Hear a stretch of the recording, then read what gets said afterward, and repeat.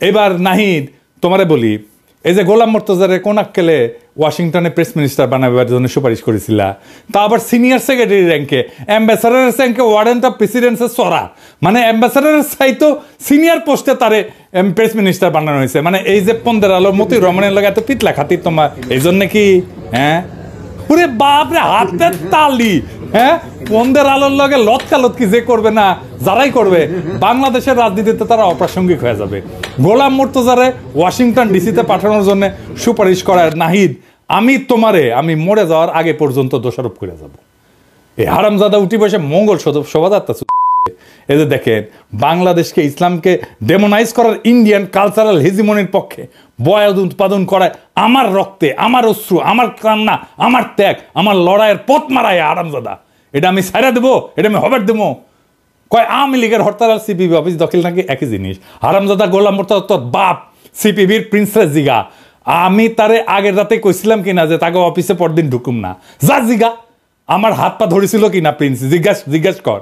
আগের দিন গণমিছিল বাতিল করেছে, গুতেরেস আছে সেই দিন, তাও আমি সেদিন ঢাকাত গেঞ্জাম লাগামু। তাই শেষ গোলামের বাচ্চা, তোর যখন হাউস হচ্ছে কামটা করবো, শিগগিরি করবো। দায় গোলামের বাচ্চা তোর, দেখ আমি কি করতে পারি। তুই চাবরে চাকরি বিধি শেখার নাই, ওই ফেসবুকে এইগুলা লিখবার পারে চাকরি করিয়া আপনার নামে মামলা দিব। চাকরি বিধি লঙ্ঘন করার পরে ওরে কিছু না কয়, ওরে যদি না খেদাইছেন পররাষ্ট্র মন্ত্রণালয় থেকে, তাহলে কোনো খবর আছে, আপনারও খবর আছে। এই গোলাম, তুই দেশাত ফিরবো তো তোর গোয়ার মধ্যে ইন্ডিয়ান গিরিবাস কবুতর ঢুকে দেয় না, হাততালি দিব, হাততালি। আর গিরিবাস কবুতর খালি পাক মারবি তোর গোয়ার মধ্যে। খেয়াল রাখিস, হাসিনাকে আমরা শুধু খেদাই নাই, হাসিনার রাজনীতিও খেদাইছি। হাসিনা উত্তরে ইন্ডিয়ান সেকুলার অনুপ্রবেশ রাখবার পারবো না কয়ে দিলাম। যাক তহিদ সাহেব, যখন জসিমেক সরাবি না, তাই জসিমেক নিয়ে সেকেন্ড ডোজ দিয়ে আসেন। অগ্নি, আমি 3রা মাস তারিখে একটা এপিসোডে হাসিনারে দালাল নিয়ে কথা কইছিলাম যে ভারতের কাছে মাথা বেচা এই পররাষ্ট্র সচিবের কিছু অপকর্ম তুলে ধরেছিলাম। আমি কইছিলাম যে কিভাবে পররাষ্ট্র মন্ত্রণালয়ে আওয়ামী পুনর্বাসনের কাজ করে চলেছে এই জসিমউদ্দিন। সে ভিডিও প্রচারের পর দেশ বিদেশে বিভিন্ন প্রান্ত থেকে জসিমউদ্দিনকে নিয়ে আমার কাছে অনেক ফোন টোন দেয়। কি বলবো আর বলেন, যে আমি নিজেই অবাক যে কিভাবে এরকম একজন দালালকে পররাষ্ট্র সচিব নিয়োগ দেওয়া হয়েছিল। জসিমউদ্দিনকে পররাষ্ট্র সচিব করার নেপথ্যে যে 3 জন লোক ছিল, তাদের কথা আমি তুলে ধরছিলাম। এর মধ্যে একজন মোজাম্মেল, যে কিনা পরবর্তীতে জসিমের কুটচালে প্রধান উপদেষ্টা একান্ত সচিব হিসেবে নিয়োগপ্রাপ্ত হইয়াও সেখানে যোগদান করতে পারেন নাই। আরও ছিল জসিমের বড় ভাই, সাবেক বিএনপি নেতা এবং বর্তমানে এলডিপির রাজনীতির সাথে যুক্ত সালাউদ্দিন কারমা।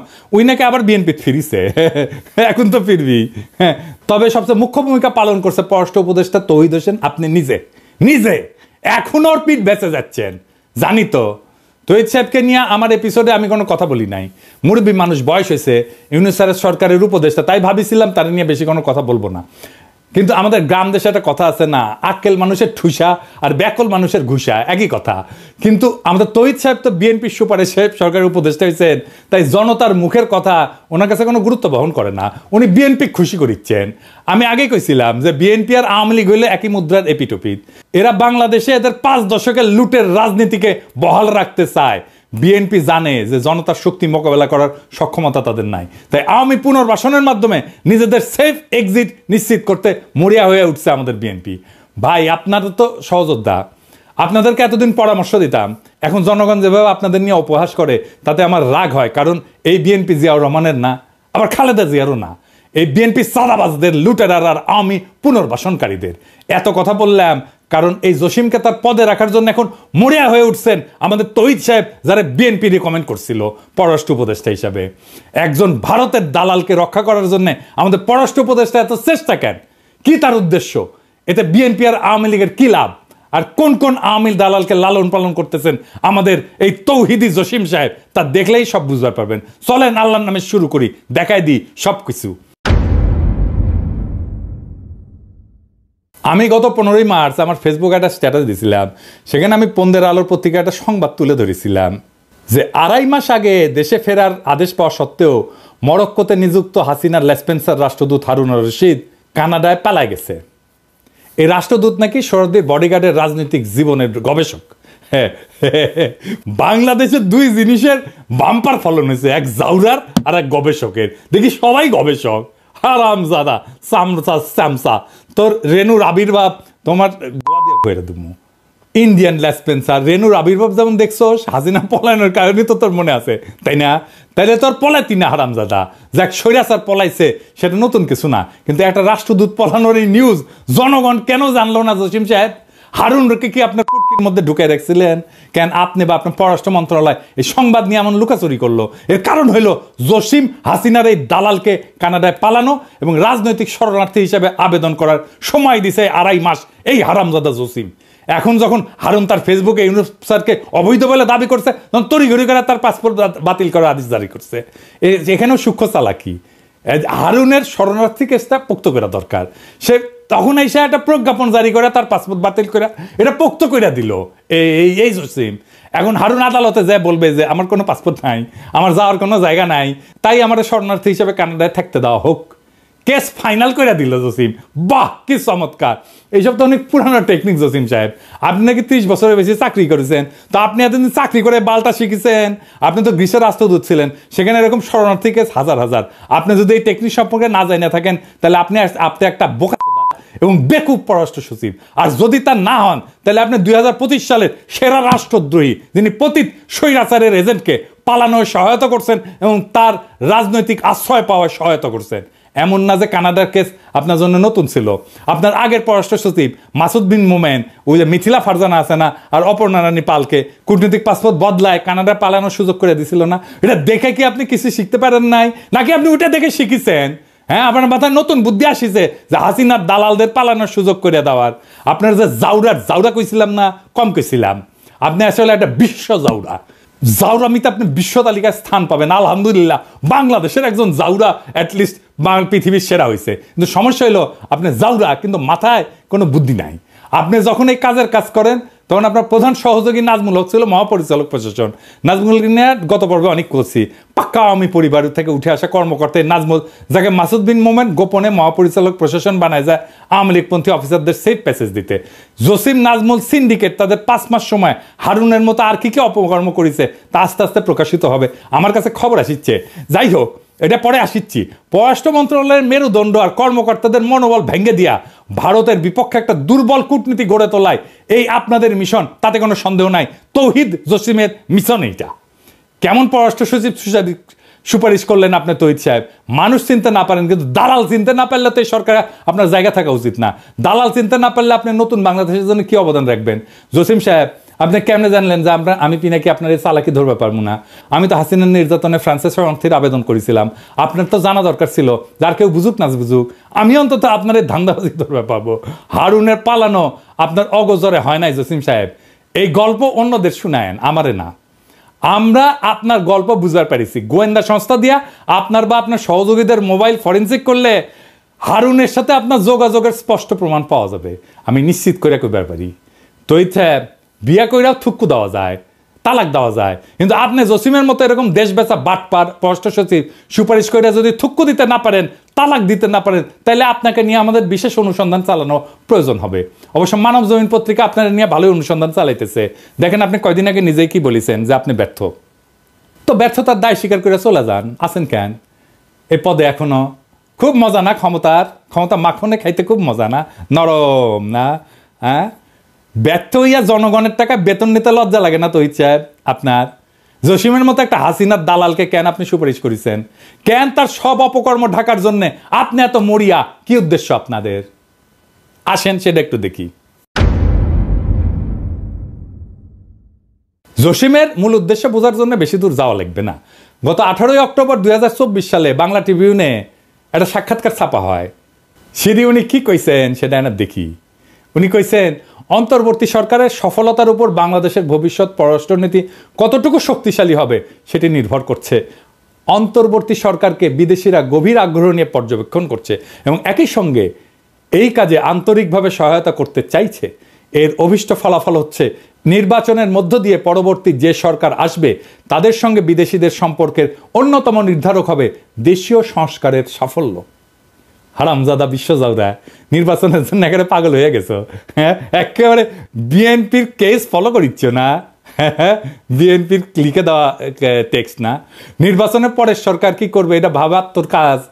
জসিমকে নিয়ে করা আগের পর্বে আমি বলছিলাম যে বাটপার এখন বিএনপিকে ক্ষমতা আনার জন্য পাগল হয়ে গেছে, আর সেই সাথে বাস্তবায়ন করতেছে ইন্ডিয়ান প্রেসক্রিপশন, যেটা হলো ইউনূস সরকারের দ্রুত বিদায় আর আওয়ামী লীগের পুনর্বাসন করা। আগের পর্বে আমি বলেছিলাম না যে জসিম এই সরকারের লেজিটিমেসি আর বিপ্লবের ন্যারেটিভ নিয়ে কোনো কাজ করে নাই, কেন করে নাই তা এখন পরিষ্কার। তো এই কাজ যে করা লাগবে এমন কথা যে জসিম জানতো না তা কিন্তু না। এই সাক্ষাৎকারে দেখেন এই হারামজাদা কি বলিছে, অন্তর্বর্তী সরকার দায়িত্ব নেওয়ার প্রথম দিকের একটা চ্যালেঞ্জ ছিল জুলাই আগস্ট বিপ্লবের সঠিক ন্যারেটিভ তুলে ধরা। একথা সবাই জানেন যে বিপ্লব নিয়ে একটা অপপ্রচার ছিল, আমাদের কাজ ছিল সেই অপপ্রচারের বিপরীতে বিপ্লবের সঠিক চিত্র তুলে ধরা। এই কাজে আমরা সফল হয়েছি। দ্বিতীয় বিষয় ছিল সরকারের সংস্কার চিন্তাভাবনা ও সংস্কার কার্যক্রম তুলে ধরা, এটি এখন চলমান এবং আমাদের জন্য নতুন বিষয়। কাজে এই বিষয়টি তুলে ধরে বিভিন্ন দেশের সঙ্গে একযোগে কাজ করার প্রতিশ্রুতি আদায় করা খুব কঠিন না হইলেও একটা চ্যালেঞ্জ ছিল। তো জুলাই বিপ্লবের কোন ন্যারেটিভটা আপনি করেছেন জসিম সাহেব একটু জানাবেন, কোন করেছেন? হ্যাঁ, কইলেই হইলো ন্যারেটিভ তৈরি করেছেন, কি বালটা করেছেন এটা জানি না আমরা। হ্যাঁ, বিভিন্ন দেশের সাথে একযোগে কাজ করার যে সম্মতি আদায়ের জন্য আপনি গেছেন সার্বিয়া, আলজেরিয়া, মিশর, এটাই না এই ভূগোল বুঝাইতেছেন। এইসব গল্প ইন্ডিয়ায় যাইয়া আপনার পলাতক ঠাকুরমা হাসিনা শুনেন। আসলে আপনি যখন এই সাক্ষাৎকার দেন তখন পররাষ্ট্র সচিব হিসেবে আপনার বয়স মাত্র 40 দিন। তখন থেকে আপনার এজেন্ডা পরিষ্কার ছিল, কিন্তু মানুষ আপনার চালাকি ধরতে পারে নাই, কারণ আপনি তখন জুলাই ন্যারেটিভ, আহতদের চিকিৎসা, এই সমস্ত বড় বড় কথা বলে সবার মনে আশা সঞ্চার করার চেষ্টা করেছেন। কিন্তু বাস্তবে ভারত এবং বিএনপির প্রেসক্রিপশন মোতাবেক আপনি অত্যন্ত সুকৌশলে কাজ করে গেছেন এবং যাচ্ছেন। আপনার মিশন হইল হাসিনার দালালদের পুনর্বাসন এবং বিএনপির ক্ষমতায় আসার পথ সুগম করা। এই মিশনে আপনার পাহারাদার হইল পররাষ্ট্র উপদেষ্টা মিস্টার তৌহিদ হোসেন। আপনারা মিলা স্বৈরাচারের যে সমস্ত দালাল পালতেছেন তার কিছু আগের পর্বে দেখাইছি, সব ইচ্ছা করে একেবারে দেখাই নাই, কারণ সব দেখাইলে নিতে পারতেন না। চলেন আপনার কিছু সহল স্পেন্সারদের সাথে আপনার একটু পরিচয় করাই দিই। ভাবছিলাম বেশি নাম বলা লাগবে না, গতদিন 2টা পেরেক মারিছিলাম। একটা ছিল 5ই আগস্টের আগে 2রা আগস্ট, যখন আপনি নিজের ফেসবুক প্রোফাইল পিক্সেল কালো করে লিখেছিলেন শোকাবহ আগস্ট। আবু সাইদ মুগ্ধ সহ প্রায় 1.5 সহস্রাধিক ছাত্রদের আত্মত্যাগ কি আপনার হৃদয় এতটুকু দাগ কাটে নাই জসিম সাহেব? বুঝলাম তখন হাসিনা পলায় নাই, কিন্তু আপনি পররাষ্ট্র সচিব হওয়ার পরে এই সরকারের সময় কিভাবে মাজেদা রফিকুন্নেসার মতো আওয়ামী লীগ প্রেসিডিয়াম কমিটির একজন সদস্যকে বঞ্চিত কর্মকর্তা হিসেবে পদোন্নতির জন্য সুপারিশ করেন। আপনাকে আহ্বান জানাইছিলাম সংবাদ সম্মেলন করার। 2 পেরেকে যেহেতু উপদেষ্টা পরিষদ জসিমরে সরান নাই, তাই আজকে আরো কিছু পেরেক মারি। 3 নাম্বার পেরেক, সৈয়দ মুনতাসির মামুন 24 ব্যাচের কর্মকর্তা, হাসিনার আমলে নিজেকে গর্বভরে ভারতের রয়ের এজেন্ট হিসেবে পরিচয় দিতেন। এই চাকরি তিনি পাইছেন তার একমাত্র বিদেশ পদায়নের সময়। সেটা কোথায়? সেটা ভারতের নয়াদিল্লি। এই কর্মকর্তা গত 4-5 বছর ধরে আইটি অনুবিভাগে প্রথমে পরিচালক, পরে মহাপরিচালক ছিলেন। এই পুরা সময় তিনি অত্যন্ত দায়িত্বের সাথে A2I-কে পররাষ্ট্র মন্ত্রণালয়ে অনুপ্রবেশের ব্যবস্থা করে দিচ্ছেন। ইউনিফাইড ওয়েবসাইটের মাধ্যমে বস্তা পচা ডিজাইনে পররাষ্ট্র মন্ত্রণালয়ের সকল দূতাবাসের জন্য এক ধরনের ওয়েবসাইটের কাজ হাতে নেন এই মুনতাসির। তার আসল উদ্দেশ্য হইল পররাষ্ট্র মন্ত্রণালয়ের অধীনে সব দূতাবাসের তথ্য হাতায় ভারতে পাচারে সহায়তা করা। এই কাজে তাকে কারিগরি সহায়তা দিচ্ছে A2I-এর পরামর্শক ফারহাদ জাহিদ শেখ। এই লোকের সম্পর্কে বেশি কিছু বলবো না, ওই দোয়া পলক আর সাইবার চোর আনির চৌধুরীর প্রধান সহযোগী। 5ই আগস্টের পর ফরহাদ জাহিদের চাকরি গেলেও মুনতাসির বহাল তবিয়তে আছে। এই মুনতাসির পররাষ্ট্র মন্ত্রণালয়ে তার সেরা ইনোভেশন করছে, তা হইল শেখ হাসিনা নিউরাল নেটওয়ার্ক নামে একটা আইটি ব্যবস্থা। বুঝিছাও? হ্যাঁ, ভালো তো, ভালো না? আপনাদের 2 জনের ছবির পাশে শেখ হাসিনার বুদ্ধির ছায়া ঘুরে বেড়াইতেছে, আর আপনারা নতুন বাংলাদেশের গল্প শুনাইতেছেন। কি মজা! এই নিউরাল নেটওয়ার্কের কনসেপ্ট নোটে কার স্বাক্ষরের কথা বলা আছে? সৈয়দ মুনতাসির মামুন। জসিম সাহেব, নিজের মন্ত্রণালয়ের ওয়েবসাইট ব্যবস্থাপনাটাও আপনারা দেওয়া হয় না। আপনি আসলে কি পারেন একটু বলবেন? কাজ পারেন না, মন্ত্রণালয় চালাইতে পারেন না, ওয়েবসাইট দেখেন না। আপনি কি কোটায় ডিপ্লোম্যাট হয়েছিলেন? আপনি কি কোটায় ডিপ্লোম্যাট হয়েছিলেন? পারেন তো খালি ওইটাও পারেন কি না একদিন দেখুন নি, সামনে করবেন। হ্যাঁ, আইসেন, হ্যাঁ, দেখে রাখবেন পারেন কিনা। ওইটা আপনার এই পদে না রেখা গাধা হিসেবে এক্সপোর্ট করলে দেশে বেশি লাভ হইতো। শুনছি মুনতাসিরের পদোন্নতির জন্য আপনি সুপারিশ করেছেন, খুব ভালো কাজ করেছেন। আমি জনপ্রশাসন সচিব, মুখ্য সচিব এবং মন্ত্রী পরিষদ সচিবকে আহ্বান জানাবো, হাসিনার এই দালাল যাতে জসিমের প্ল্যান মোতাবেক পদোন্নতি না পায়। স্বঘোষিত ভারতের দালাল আর হাসিনার লেসপেন্সার যদি পদোন্নতি পায় না, তাহলে পররাষ্ট্র মন্ত্রণালয়ের বিরুদ্ধে কি করতে হবে আমাদের জানা আছে। আমাদের বাধ্য করবেন না, সাবধান কইরা দিলাম। হ্যাঁ, বেশি আমি সাবধান করি না, অল্প করি, করলাম। 4র্থ পেরেক, বিএম জামাল হোসেন 21 ব্যাচের গোপালী মাল, এই ব্যাচটা পুরো আওয়ামী দালালের ভরা। নাজমুল আছে এই ব্যাচেরই। তো আসেন এই বিএম জামাল নিয়ে বলি। এই জামাল হাসিনার সময় কলকাতায় উপ হাই কমিশনার ছিল। ওই সময় ভারতের রয়্যাল এজেন্টদের সাথে মিলা পশ্চিম বাংলার ভারতীয় মুসলিমদের অবৈধভাবে বাংলাদেশে পুশব্যাকে সহযোগিতা করছেন। এই যে দেখেন, কলকাতা থেকে হারবাল খাইয়া যখন এই দালাল দুবাই গেছে, তখন দেখেন সভা সেমিনারে কি বলে দেখেছেন? সে নাকি ভারতের ব্যবসা প্রসারে কাজ করেছেন। এই অনুষ্ঠানের আয়োজক ছিল মহারাষ্ট্র বিজনেস নামে ভারতীয় ব্যবসায়ীদের সংগঠন। হারামজাদা গোপালী দালাল দেশের বেতন নিয়ে ভারতের অনুষ্ঠানে যায় ভারত প্রেম হ্যাঁ মাদার তোদের মতো দালালদের থাপ্পায় থাপ্পায় পাবলিকে পররাষ্ট্র মন্ত্রণালয় থেকে কেন বাইর করে দেয় নাই? আমি এটা বুঝি না। কি জসিম খুব ভালো লাগে নাকি রে জামাল রে? নাকি জামাল গোটা খাইছ? হ্যাঁ খাইছ? এই জামাল জুলাই বিপ্লবের সময় দুবাই পুলিশে অভিযোগ কইরা 57 জন প্রবাসীকে পুলিশ দিয়ে গ্রেপ্তার করায়। জামালের বিরুদ্ধে প্রবাসীরা অভিযোগ জানায় আমাদের প্রবাসী কল্যাণ উপদেষ্টা আসিফ নজরুলের কাছে। সেই অভিযোগে উল্লেখ করে পররাষ্ট্র মন্ত্রণালয়কে একটা চিঠি পাঠায় প্রবাসী কল্যাণ মন্ত্রণালয়। এই যে এটা কিন্তু তৌহিদ জসিম গং মিলা সেই চিঠির কোনো ব্যবস্থা না নিয়া জামালকে মহাপরিচালক পদে বসাইছে, দায়িত্ব দিছে আফ্রিকা অনুবিভাগের। বাহ জসিম বাহ, বিপ্লবের বিপক্ষে তোমার স্পষ্ট অবস্থান প্রমাণে আর কি লাগবে? প্রবাসী ভাইয়েরা দেখেন পররাষ্ট্র মন্ত্রণালয় আপনাদের কি উপহার দিতেছে। দেখেছেন দেখেছেন? আপনার পয়সায় আপনারে বাম্বুজে দেয়, তারে নিয়ে আসে পদায়ন করে এই তৌহিদ সাহেব। আমরা বিভিন্ন সময় আসিফ নজরুল মাহফুজদের ভুল বুঝি, বিপ্লবের সাথীদের ন্যায় বিচার নিশ্চিত করতে না পারার জন্য অভিযোগ জানায়। কিন্তু এই জসিমের মতো ঘাপটি মেরে বসে থাকা দালালদের কারণে পুরা সরকারের বদনাম হয়। এই জামাল নিয়ে তুমি যে কামাল করিছো জসিম, সেই অপরাধে তোমার জামাল গোটা 2 বেলা প্রেসক্রিপশন দিয়ে দিলাম। জনতা আসবে তোমার ওষুধ নিয়ে, গেটে পুলিশ বাড়াইতে বল, আর লক্ষণ সেনের মতো পালানোর জন্য পিছনের গেট খোলা রাখ, দেখ পিছে গেট খোলা আছে কিনা। পঞ্চম পেরেক সারারি আলম 31 ব্যাচের কোটার মাল, বাড়ি কুড়িগ্রাম, আমার বাড়ির পাশে, পরিচয় সাবেক ছাত্রলীগ। এখানেই শেষ না, এই লীগের প্রোডাক্ট পররাষ্ট্র মন্ত্রণালয় থেকে স্টেশনে হাসিনার সহকারী প্রেস সচিব হয়েছিল। সাধারণত প্রেস উইংয়ে পেশাদার সাংবাদিক আর বিসিএসের তথ্য কেন্দ্রের কর্মকর্তা পদায়ন করা হইলেও সারার হইল আওয়ামী বিশেষ কোটায় পদায়িত কর্মকর্তা। শোনা যায় এলাকায় নাকি 2029 সালে নির্বাচন করার প্রস্তুতি নিচ্ছিল। আমি খোঁজ নিছি, কথা সত্য। কিন্তু হাসিনা যখন পলাইছে তখন তো সরার পলাইতে পারে নাই। সে পররাষ্ট্র মন্ত্রণালয়ে যোগদান করতে আসলে তাকে তো বরখাস্ত করে পুলিশে দেওয়ার কথা ছিল। কিন্তু আমাদের হারকিউলিস জসিম সাহেব এই সারোয়ারকে পরিচালক পদে পদোন্নতি দিয়া পররাষ্ট্র মন্ত্রণালয়ে সসম্মানে যোগদান করায়। কি আর বলবো, এভাবেই চলিতেছে আমাদের পররাষ্ট্র মন্ত্রণালয়। শেষ কথা গত পর্বেই কইছি, জসিমকে জয় বাংলা করতে হবে, এর কোনো বিকল্প নাই। আমি ইউনিস স্যার আর পুরো উপদেষ্টা পরিষদকে আহ্বান জানাইতেছি, জসিমকে পররাষ্ট্র সচিব পদ থেকে অপসারণ করে ডিবি অথবা ডিজিএফআই হস্তান্তর করেন, ওর মোটিভ অনুসন্ধান করেন, ওর মোবাইল ফরেন্সিক করেন, ব্যাংক হিসাব নেন, পুরা পরিবারের দুদককে বলেন সবকিছু দেখতে। আওয়ামী লীগের দালালদের পুনর্বাসন কইরা আর হাসিনার লেসপেন্সারদের বিদেশে পলায়ন, পদোন্নতি থেকে শুরু কইরা যেসব কাজ এই জসিম করিছে, তাতে এই জনগণের ট্যাক্সের টাকায় ভাত খাওয়ার আর কোন সুযোগ তার জন্য নাই। এই ভারতের দালাল এই ভারতের প্রেসক্রিপশনে চলে, প্রত্যেক দিন সে ইন্ডিয়ার সাথে কথা বলে। আপনি খোঁজ নিয়ে দেখেন। স্যার জসিম জান আপনার সাথে চীন সফরে না যায়। চীন সফরে পররাষ্ট্র মন্ত্রণালয়ে যত কর্মকর্তা যাবে প্রত্যেকের বিষয়ে অনুসন্ধান চালাবেন।